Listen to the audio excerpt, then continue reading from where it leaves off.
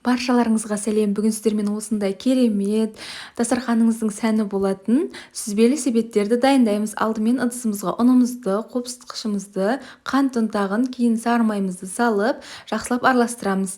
Қоспамыздың үстінен сарыуызымызды салып, жақсылап жұмсақ қамыр илеп аламыз.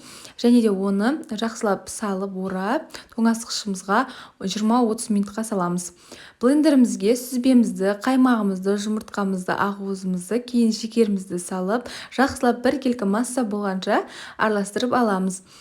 Тоңазытқыштағы қамырымызды алып, жақсылап жайып, өздеріңіздің қалаған формаларыңызды пайдалана отырып, видеодағыдай салып формамызға орналастырып, қамырымызды салып шығамыз, табаға орналастырамыз.